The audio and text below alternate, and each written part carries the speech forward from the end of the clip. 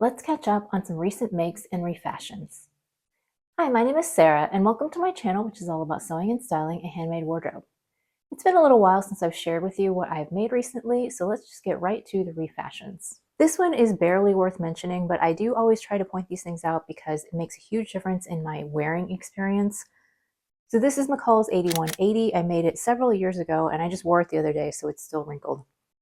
But all I did on this one was I top stitched the back neck facing down, and on this particular shirt it makes a lot of sense to do that because the collar covers up the stitching line so you can't even see it, and it just makes it so much more pleasant to wear. I don't have to worry about that facing like sticking up while I'm wearing it. It's always going to lay flat. So I really did enjoy wearing this top so much more. I've been trying to do this to a lot of my dresses and blouses that have this facing because it only takes about 5 minutes to fix, and then I don't have to worry about that facing popping out anymore because it just drives me crazy. My second refashion is another old one. This is the Victory Patterns Sophia top. I think I made this back in 2021, and originally it had long sleeves. And I found that there was never really a good time of year to wear this top because it's definitely very cropped. So I only wanted to wear it in the hot weather, but with the long sleeves, this linen is actually kind of on the thicker side. So the long sleeves just made it too hot and uncomfortable to wear when it was really warm out. So I just didn't reach for it much. Also, I found that the long sleeve had like a really long section of shirring, and it just felt a little bit itchy and uncomfortable on my arm. So all I did was I cut off the shirred part of the sleeves and I made an elastic casing and then put 3/8" elastic in the casing to make them a little bit puffy. And I'll put in a quick picture of what it looks like now. I haven't had a chance to wear this yet, but I have a feeling that it's going to be a lot better in terms of being the right balance for the weather conditions. It'll be much more of a warm weather top now. So I'm hoping it'll get more wear this summer because I do really like it and I think that it's very cute. The next fix was my I Am Patterns Amy shirt. Now I liked this shirt. I'll put in a picture of what it looked like before, but the issue was that the sleeves were just really, really big and billowy and a little bit too long. And no joke, every time I walked past a doorknob, I would get caught on the doorknob. Like, I'm shocked that I didn't actually end up ripping the shirt because that happened to me more than once. I also felt like the longer sleeves just looked like a little bit too much. It was maybe a little bit sloppy looking. So I went ahead and wanted to shorten the sleeves a little bit. So what I did was I folded up the sleeve 2 inches and then folded it back over 1 inch to make a cuff. And then I went ahead and stitched it all the way down rather than doing the stitch in the ditch and just ironing it thing, because I find that cuffs, when you just iron them, they don't want to stay put and it kind of drives me crazy. So I went ahead and top stitched all the way around so that the cuff stays in place. I only took a quick picture to try it on and see what it looked like. So I haven't worn this yet, but I'm really hoping that I'm going to like this top a lot better now. And I wouldn't rule out making another one of these because I do like the cropped shirt style. But if I made another one, I would definitely just go ahead and shorten the sleeves at least 2 inches, maybe even a little bit more, so they wouldn't have that problem anymore. This next one was my most involved refashion project of the month, and it is, I guess, technically also a new make. I had made this McCall's skirt several years ago, and there was just something about it that I didn't like. I tried to style it in a variety of ways, but I think the way that it kind of flared out in this like dramatic A-line shape, it just made me feel very tradwife. And no matter what tops I put on with it, I just didn't like the way that it looked and I didn't feel comfortable. And then after I made that skirt, I ended up buying 3 denim skirts from Target that I liked a lot better. So after that point, I definitely never wanted to wear the skirt that I had sewn anymore because I had 3 other skirts to wear. But I kept trying to make it work, and so I had it in my closet for another few years, and I just wasn't reaching for it. So when I was going through my clothes this year and switching from my winter to my summer clothes, I got out that skirt again and was like, no, you know what? It's time to just let that one go. But I think the reason why I was hesitating so much to get rid of it wasn't because I liked the skirt, but rather I was really pleased with my top stitching and I just thought I did a nice job, like construction wise. And I almost didn't want to waste that. So I decided to go ahead and just repurpose the skirt into something else. I figured I had enough fabric to squeeze out an Ashton top from Helen's Closet because that top does not require a lot of fabric. And I even had a little bit of the original fabric left in my stash. So I went ahead and cut out all of the facings from the original fabric, and then I used the skirt for the front and the back pieces. Now, before I talk a little bit more about the refashion, before I forget, I have made this Ashton top once before and I did some modifications to fit me. So I believe the base size of this is a size 2. And I think I graded up a little bit for my broad back. And this time around, I did something different from my first version which was that I did a 5/8 inch seam allowance on the neckline and the armholes because I found that the original version, which I think had 3/8 inch seam allowances, it was a little bit high and tight, and so I went ahead and made them a little bit bigger.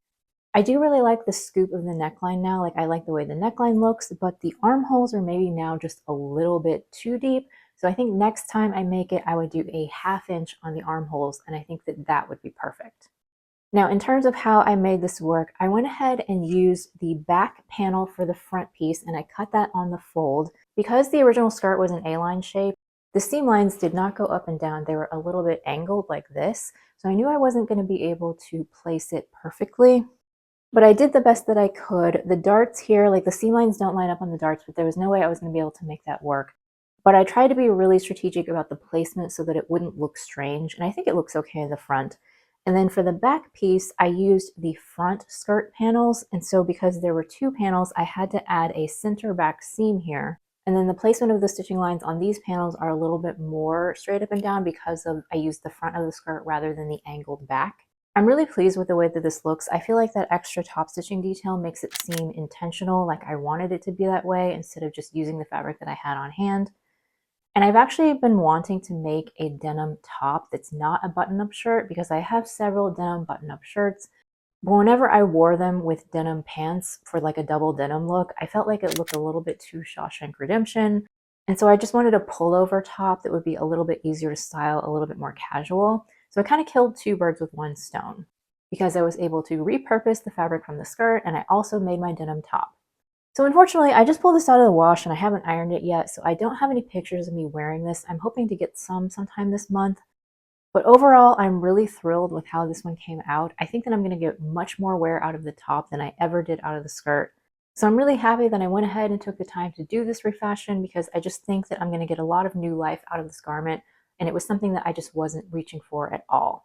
And then lastly, this is actually not a refashion yet, but I just wanted to give a little update on it. I wore this shirt yesterday, and I finally figured out while I was wearing it why I don't like this shirt. And it's because this ruffle here is unlined. Oh, and this is the Jolie Lab Hazel shirt. I forgot to say that. But the way that I like to wear my button-up shirts is I like to leave a few buttons at the top undone. I don't like wearing them buttoned all the way to the top. So when I leave the buttons undone, it kind of peeks out a little bit the inside of the shirt. So you can see the wrong side of the collar and you can see the wrong side of the shirt. And that just really bugs me. And the funny thing is, when I was actually making the shirt, I actually had that little alarm bell going off in my brain, like, hey, how come the ruffle's not lined? That's kind of weird. But I just had it stuck in my head of like, but the directions say that you're supposed to just hem the ruffle and it's supposed to be a single layer. So I just did what the directions said because apparently I'm a rule follower and I can't think for myself. But I knew at the time that that was going to bother me. And yes, in fact, it does. So if that were the only problem with this shirt, then maybe I would have the energy to go ahead and unpick this and line the ruffle and put it back on. However, that is not my only issue with this shirt. This top has always been a little bit too big for me, like the shoulders stand out a little bit too far, and the actual width of the body is really big and billowy. So I don't like it. I think I could easily go down a size in this particular pattern. And then I also made a mistake when I was doing the button band, and so the button band is just messed up, and so I can't really fix that at this point. So because of a combination of all of those things that I don't like about this shirt, I think that I am going to go ahead and repurpose this fabric for something else. I might try to combine it with some other denims in different washes and maybe do like a color block something. I don't know. But there's just too many things about this top that I don't like, that I don't think that it's worth keeping it in my wardrobe, especially when I do have other denim tops that I can wear. Now, I do still really like the style of this pattern, and I think that it's worth trying again, but I would definitely size down a size, go ahead and line the ruffle, maybe use a little bit of a drapier fabric, and I would definitely try not to screw up the button band the second time around. So I'm going to put that on my list of things to try because I really do like the style of this shirt, and I think that I could like it, but this particular one is just not the right one for me. Before we move on, if you're enjoying this video, I would appreciate it so much if you'd give me a like because it helps more people find my channel. Thank you so much for watching. So I have two more new makes to share with you. The first one is the Stay Stitch Pattern Company Addington top. I received this pattern for free as a giveaway on Instagram. And I thought it was really cute, but I just had kind of filed it away for later. But now that the weather is warming up, I wanted to go ahead and make it because the style of it is really different from anything else that I own. For the fabric, I used this bamboo jersey that I got from Search Fabrics back in 2022. I only had 1 yard in this beautiful hot pink color. For sizing, I made a size 0 at the chest, grading to a size 4 at the waist, and then back to a size 2 at the hip. Now, one thing about this pattern that I feel like I need to point out because it's a little bit strange is that it comes as both a standalone top and then also a dress. And so I printed out the top pattern. And it does say in the instructions that it's going to be a crop top, but the actual pattern piece for this top is a full length top. It goes all the way down to your hip. I did make a muslin out of this cotton jersey, so you can see here that this is a full-size top, whereas this top is much shorter. And the reason that is because the instructions tell you that you can make this top out of 1 yard of fabric, but it's fully lined. So there's a front and back piece and it gets cut on the fold. So you end up folding down at this neckline here so that it's a double layer. And when you cut it on the fold with only 1 yard of fabric, you will not have enough for the full length of the pattern. It's going to get cut off somewhere around the waist area.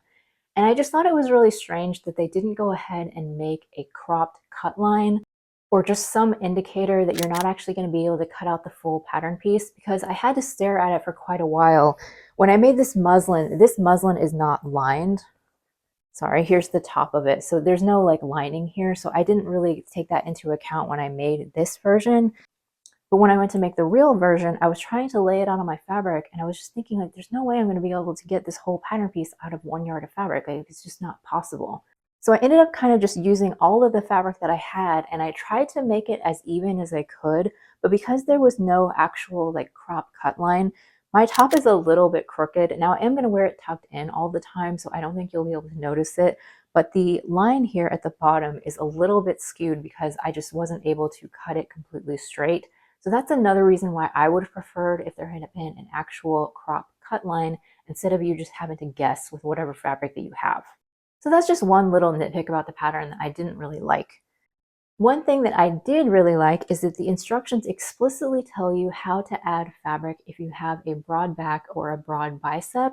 And I kind of have both. I definitely have a broad back and my biceps are kind of on the edge. Like sometimes I need it and sometimes I don't, but it does tell you how to extend the shoulder line if you need a little bit more room. So I was happy that they said that because I don't know, looking at the pattern pieces myself, if I would have been able to figure that out if they hadn't told me. So I went ahead and I added an extra 1/2 inch to this piece here so that it would make it a little bit wider. And I'm really glad that I did that because it's very comfortable and it doesn't feel too tight or restricting. Now, construction-wise, it's a little bit confusing just because it's different from what I'm used to. There's a full twist in this side here, and it is fully lined, and you have to end up hand stitching on the inside because you have to turn the whole thing right side out. But just follow the instructions step by step. It's really pretty easy and quick to sew. And because there's no hems on here, it makes for a nice clean finish. I really like the way that this top turned out, and it is definitely unique compared to anything else in my wardrobe. I can wear a regular bra with this. I basically just need to slide one of my bra straps down underneath this sleeve, and it doesn't really show. And I just think that it's a very pretty, very feminine top. I don't know that I would make another one just because I don't feel like I need another top in this style. And I also don't really see myself making the dress. But I do think that it's really pretty if I had like an occasion that I was going to that I wanted to wear something like that. I think that if you like the style, that it is a good pattern and I would recommend it. Just be aware that if you are making the top, that it is going to be a crop top unless you buy extra fabric so that you can extend the pattern piece to the full length. So the last item that I have to talk about today is the Helen's Closet Falconer Pants. This is made out of a purple cotton twill that I bought from Minerva Fabrics. I bought this fabric a couple of years ago because purple is supposed to be a really good color for me, and yet I don't really wear it very much. I don't have that many purple things in my wardrobe. And so I bought the fabric thinking that I would make something out of it, and then I just didn't reach for it because it's just so bright. It felt like maybe it was a little bit too much. So it sat there for a few years. And the reason that I got it out and made these pants is because I really want to make a white linen pair of Falconer pants in the barrel leg view, but I wanted to make a test version first because I really want the white ones to fit me really well and I want them to be in my closet for many years. So I made a test version out of this fabric because I figured if I don't love it, if it doesn't turn out right, then I'm not going to be that heartbroken about it. But I was actually pleasantly surprised to find out that this purple goes with so many things in my closet, and it just makes me feel really happy wearing them. It's just something about this color that's so different and vibrant that I really do feel like my mood lifts when I put these on. In terms of sizing, I made a straight size 6, but I did try out the top-down, center-out fitting method for the first time. So here is my half muslin, and I used some leftover denim from my stash, and then for the waistband, because it needed to be a stable fabric, I used this piece of interfacing for the waistband. Now, after doing the fitting with this muslin, I did end up adding a little bit of height to the back rise and a more significant amount to the front rise. I added a little bit of extra width across the tummy because it wasn't meeting at the center front. I ended up shortening the leg 5 inches. So this is like right where it's cut in safety pin here. This is the knee line. And so I did my best guess to try to figure out where the knee placement would be, because on a barrel leg pant, you really need the knee to be in the right place or the shape of the pants won't look right on you. But my first attempt was off. And so I ended up having to shorten the knee and move the knee piece up quite a bit. So I ended up shortening 2.5 inches above the knee and 2.5 inches below the knee. So a total of 5 inches. I know that sounds like a lot, but I'm very short. I'm only 4'9". And so that's actually kind of normal for me to have to shorten that much for like an ankle length pant. Other than that, I don't think that I made any other changes, and then I went ahead and made it out of my fashion fabric. Now, I do want to point something out because I posted these to Instagram, and then I had a few people tell me that the front rise was too long, and I just want to explain, in case you're thinking the same thing, that it is actually not too long. But the reason that it might look too long in the photos is because my torso is fairly straight up and down. I don't have big hips, and so they don't really curve out. My torso is just relatively straight. And so what happens is, with a fixed waistband pant, one that's not elastic waist, or if I don't wear a belt, you need a little bit of positive ease in the waistline. Otherwise, you won't be able to move around and sit down, because when you sit, your waistline expands. So you need the waistband to be a little bit bigger than your actual waist measurement. However, when I stand back up again, if I'm not wearing a belt, because my torso is straight up and down, the pants can kind of slide down a little bit as I'm moving, because there is a little bit of positive ease in the waistband, and I don't have enough hip to keep the pants up. So I think when I was taking the photos and moving around and such, it did make my pants slide down a little bit down my body, and so it looks like the front rise is too long. But if I pull them up to my natural waist, or if I wear a belt, that is where they're supposed to be, and so the front rise is correct. And I don't really see that there's any way around that, apart from always wearing a belt or always wearing elastic waist pants. It's just part of life. So back to the pants, these were extremely easy and quick to construct. Like, I was kind of surprised by how easy they were. I have to say that I don't know that I really love this particular pocket construction, because where the pocket hits on me is kind of on a thick part of my thigh. So it's not the easiest for me to get my hand in the pocket. So these are not the most functional pockets that I've ever owned. I almost wonder if maybe it would be worth adding like a pleat to the pocket to make it a little bit more spacious.